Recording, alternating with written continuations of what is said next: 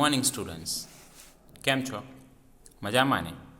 તો આજે આપણે ધોરણ 8 ગુજરાતી મીડિયમ એનો યુનિટ 3. કયો યુનિટ? 3. નામ શું છે? આ ઓ આઉચ. આ ઓ આઉચ. એના આપણે લાસ્ટમાં MCQ જોયા. હવે આપણે આજે એના ક્વેશ્ચન આન્સરની ચર્ચા કરીશું. બરાબર? તો ચાલો આપણે ક્વેશ્ચન આન્સર જોઈએ. પહેલો ક્વેશ્ચન શું છે? Which tree leaves are glossy?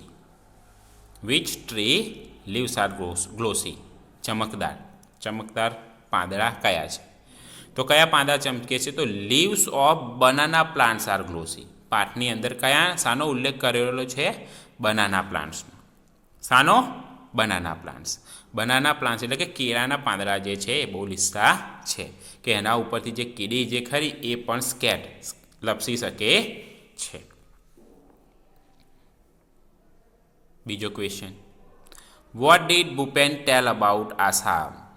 Bhupen જે ખરો એને આસામ વિશે શું કહ્યું હતું? તો જો એનો આન્સર અહીંથી સ્ટાર્ટ થાય છે. ભૂપેન સેડ.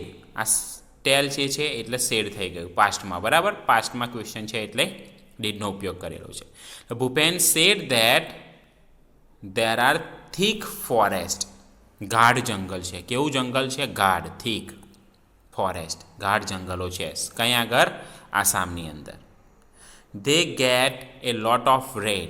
એટલે કે આસામની અંદર વધારે વરસાદ પડે છે. The soil is also fertile in Assam. આસામની અંદર જે જમીન જે છે એ બહુ ફળદ્રુપ છે.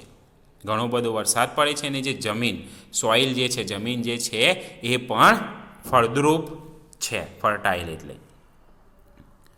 હી ઓલ્સો સેડ ધેર. એટલે ભૂપેન કહે છે, એ પણ કહે છે કે there are wild animals in Assam's forest. કે આસામના જંગલોમાં વાઇલ્ડ એનિમલ્સ જંગલી પ્રાણીઓ પણ છે. કેવા પ્રાણીઓ છે? જંગલી પ્રાણીઓ પણ છે કે જે જંગલમાં રહેતા હોય. વાઘ, સિંહ, રીંછ એવા પ્રાણીઓ પણ છે. કયા આગળ છે? આસામ. એવું કોણે કહ્યું? ભૂપેને કહ્યું. શાના વિશે કહ્યું? આસામ વિશે થોડી વાત કરી. કોને કરી? તો અમિતને કરી. ત્રીજા નંબરનો question, Amit was excited because. Amit બહુ ઉત્તેજિત થઈ ગયો. તેનું કારણ શું હતું? Amit was excited because he heard the trumpet of an elephant. કેમ એક્સાઇટેડ થઈ ગયો? કે કારણ કે એને અવાજ સાંભળ્યો હતો. શાનો અવાજ સાંભળ્યો હતો? એલિફન્ટ. એલિફન્ટ જ્યારે બોલે છે એનો ટ્રમ્પેટ, એ ટ્રમ્પેટ એનો અવાજ હોય છે. બરાબર? એને ટ્રમ્પેટ કહેવાય એના અવાજને. તો એ અવાજ સાંભળીને અમિત જે ખરો એ બહુ ઉત્તેજિત થઈ ગયો. ચોથા નંબરનો question, what did Bhupen pull out of his pocket? એટલે ભૂપેન જે ખરો એના પોકેટમાંથી, ખિસ્સામાંથી શું કાઢ્યું? Bhupen pulled out a brown paper bag from his pocket. તો ભૂપેને એના ખિસ્સામાંથી શું કાઢ્યું? A brown paper bag. શું કાઢ્યું? બ્રાઉન કાગળની એક પેપર એટલે બેગ કાઢી. એની અંદર સ્વીટ્સ હતી. એ સ્વીટ્સ કાઢી નાખી અને પછી એને ફૂલાવી હતી. એટલે એને ખિસ્સામાંથી તો શું કાઢ્યું છે? Brown paper bag. કલર કેવો છે? બ્રાઉન કલરનો. અને છે શું? Paper bag. બેગ છે, થેલી છે. પાંચમા નંબરનો question, why did the elephant trumpet loudly? એટલે કે ભાઈ એલિફન્ટ જે ખરો, હાથી જે ખરો એ જોરથી કેમ ગુર્રાયો, બોલ્યો, અવાજ કર્યો? The elephant trumpeted loudly. કારણ એનું કહે છે, કારણ કે he heard the voices of Bhupen and Amit and smelled them too so he became angry. હવે હાથી જે ખરો, બરાબર, એને ભૂપેન અને અમિતનો અવાજ સાંભળી ગયો હતો. અમિત અને ભૂપેન જ્યારે વાતો કરતા હતા એ અવાજ કોણ સાંભળી ગયો હતો? હાથી. હાથી અવાજ પણ સાંભળી ગયો અને એમની ગંધ પણ હાથીને આવી ગઈ. એટલા માટે હાથી જે ખરો એ બહુ ગુસ્સે થઈ ગયો હતો. કોણ ગુસ્સે થઈ ગયો હતો? હાથી.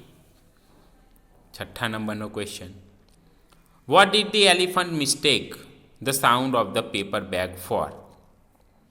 હાથીને કઈ ભૂલ થઈ પેપર બેગ વિશેની? તો જો the elephant mistook the sound of the paper bag for the sound of a gun. બરાબર, જ્યારે બેગ ફોડવામાં આવી, બેગની અંદર સ્વીટ હતી, સ્વીટ કાઢીને એ બેગ જે ખરી, બરાબર, એને ફૂલાઈને એને ફોડવામાં આવી, ત્યારે એલિફન્ટ હાથીને શું લાગ્યું કે એ બંદૂકનો અવાજ છે. શાનો અવાજ છે? બંદૂક. બંદૂકના અવાજથી એલિફન્ટને બીજા બધા વાઇલ્ડ એનિમલ્સ પણ બી જાય. કેમ ડરી જાય? કારણ કે એનાથી એમનું મૃત્યુ થઈ શકે છે.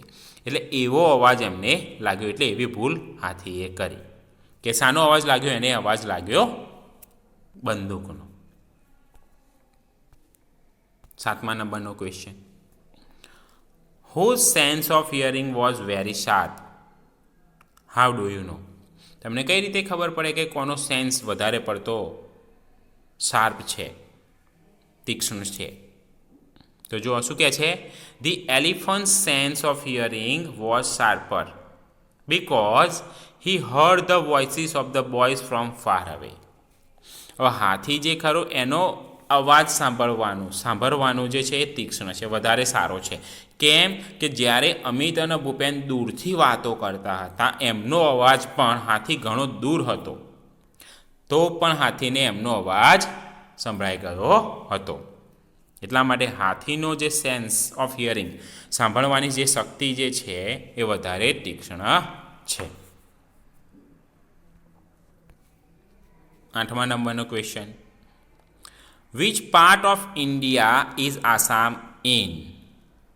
કઈ બાજુ, ભારતની અંદર કઈ બાજુ આસામ આવેલો છે? તો Assam is in the north east part. કયા ભાગમાં આવેલો છે? North east.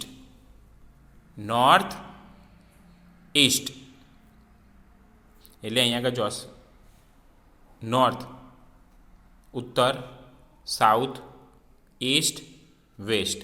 બરાબર, તો નોર્થ ઇસ્ટ ભાગમાં આસામ આવેલું છે. 9મા નંબરનો question. List out 7 things related with forest. જંગલના વિશે વાત કરવાની છે, જંગલને સંબંધિત રૂલની 7 વસ્તુઓ. તો કઈ વસ્તુઓ છે? જુઓ, જંગલમાં શું હોય? થીક બુશિસ, ગાઢ પાંદડાવાળા નાના નાના ટ્રીઝ, લોંગ ક્રીપર્સ, લાંબા વેલાઓ હોય છે જંગલની અંદર. થીક ટ્રીઝ, બહુ મોટા જાડા વૃક્ષ હોય છે. કંઈ આગળ હોય છે? જંગલની અંદર. ખાલી થીક ટ્રીઝ નહીં હોતા, એમાં short trees and tall trees પણ હોય.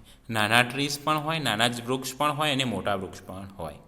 અને જંગલ જે કરો એ વરસાદ લાવવામાં મદદરૂપ થાય છે, એટલે લોટ ઓફ રેન.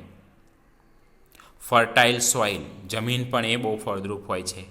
જંગલની અંદર કોણ રહે છે? તો વાઇલ્ડ એનિમલ્સ, બર્ડ્સ, ઇન્સેક્ટ્સ અને રિવર હોય છે. એટલે જંગલની અંદર વાઇલ્ડ એનિમલ્સ, જંગલી પ્રાણીઓ, પક્ષીઓ અને નાના નાના જીવજંતુઓ રહે છે. અને જંગલમાં શું હોય છે? તો રિવર્સ હોય છે. શું હોય છે? નદીઓ હોય છે. તો આ અમુક વસ્તુઓ છે કે જે જંગલને બતાવે છે. તો આ હતા ક્વેશ્ચન આન્સર્સ યુનિટ 3ના સ્ટાન્ડર્ડ 8, જે તમારે તમારી નોટબુકમાં લખવાના છે. મને આશા છે કે તમને આ ક્વેશ્ચન આન્સર સમજમાં આવી ગયા હશે. Thank you.